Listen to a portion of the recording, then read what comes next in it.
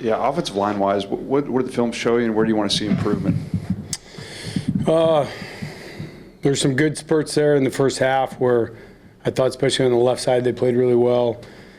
I think the consistency to finish drives, the longer drives, I thought later in the football game we kind of waned out a little bit. And the guys bowed up a little bit in the third quarter and showed that they could do that, a little better job. So just the biggest piece, I think, is the consistency part. We just got to be a little more consistent on how we finish drives.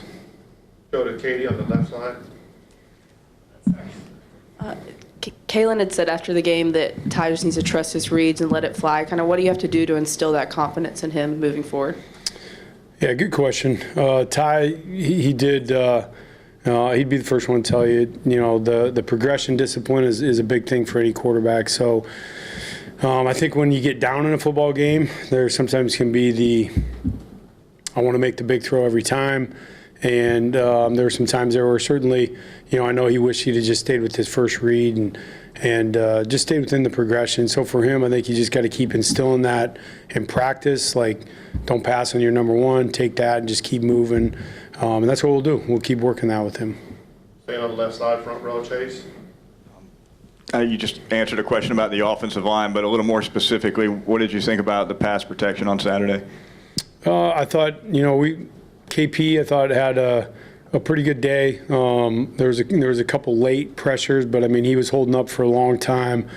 Interior pressures were a couple times we had a few problems, which is always the hardest for the quarterback to deal with, is interior pressures fast. So they shored up later in the fourth on that, but I think they did a good job with some of the twist games that they presented, and overall, 3 sacks is not where you want to be, and I think we had 40-some attempts, so that's not where you want to live either, but I thought it was okay. I think there's certainly some ID things that we can continue to be better at. Go to the right side of Charlie. Yeah, Coach, you had a strong first drive on the ground, and it kind of seemed like you got away from the run a little bit. What led to that decision? Well, I think some of it, probably the later part, is, the run game can be a softening process at times, and you hope that you can play with the lead or get into that late third and fourth quarter and really put the hammer down on the run game. And, obviously we didn't get that opportunity late in the football game. We were playing from behind there for a little bit. So that certainly is part of it. I think that, some of the run hits and adjustments that they made at some point, we had to try to overcome that. And they did. We had some nice third quarter run hits, but we got to keep the lead and stay ahead of the change. The biggest part for us was honestly just staying on the field, the third downs, being able to stay out there and sustain the run game and have that nice first drive like we had with some good first down runs. So we got to have some more efficiency on first and second down to keep the run game alive. Go to Colin, front row on the left. Ty Simpson said post-game that after that first drive he saw complacency in the offense. Do you see complacency after that first touchdown drive from your group? Well, I think, hindsight's 20/20. What we've asked our players and coaches to do is when we see that, address it, and so I did think that there were some times there where we didn't look as strong as we did in the first quarter, and so those are things that we're addressing in practice, and certainly some things that have showed up that the guys know that, the preparation part will show up in a game. So for us, we just got to keep focusing on being strong throughout a practice, being strong throughout a game, and I think you could see that, we didn't have as good a second and third drive as we did the first. Jump over to the front right, Pennington.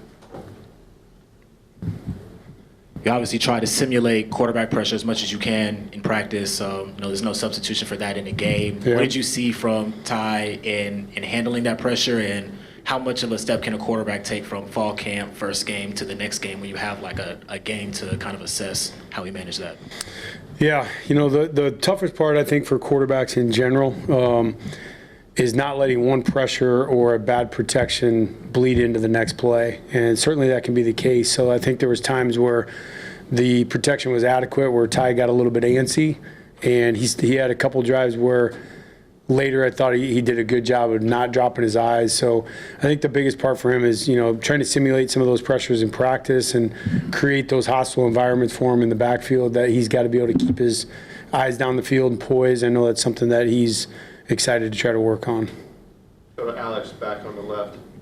At receiver, when you evaluate what you saw, was the effort there, are they creating enough separation? And just the finishing of plays, are you seeing what you want across those three sort of thresholds? Well, how I look at it is I just start with Jeremy Bernard, and that's what it's supposed to look like. And if you're watching the game, I mean, the guy's running in and blocking their Aztec player that's running down the middle of the field and smoking that dude, and then he's running down the sideline catching, play action pass, and his, desire and passion for the game. You just see how he plays, whether it's a run block or a pass play, and we just set that as the gold standard. And if it's not what Germ's doing, then it's not good enough. And I know we got some young guys that thought lots here. He didn't show up necessarily on the stat book, but I thought he was in there flying around.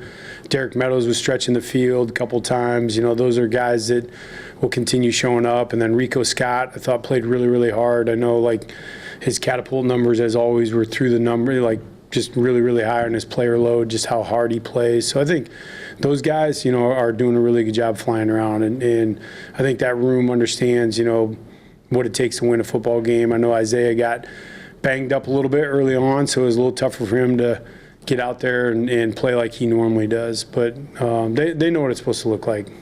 And on the left side, we'll go to Will. Coach, did the strategy with the running game have anything to do with Jam Miller being on the shelf? Obviously, you guys did have a couple of weeks to prepare for that, and a lot of different guys were used in the backfield, including, for example, Kevin Riley, who got some good reps out there. No, I think that Kev, you're right, showed up. I thought he showed a good burst, and that's something we're excited to see was what game reps were going to show up from what running back. And, you always want to have, I think we had right around 20 running back touches in the run game, and you'd love that number to be higher, like 25 to 30. Again, I think the fourth quarter and how it played out and having to play from behind at that point certainly, hammered that a little bit. But we got to be able to run the ball in any situation, down 2 scores or not. All right, let's finish up back right here with Blake. Yeah, Coach, going back to the receivers, just Ryan and Jeremy had over half y'all's targets. How do you get more guys involved consistently in the passing game outside of those two?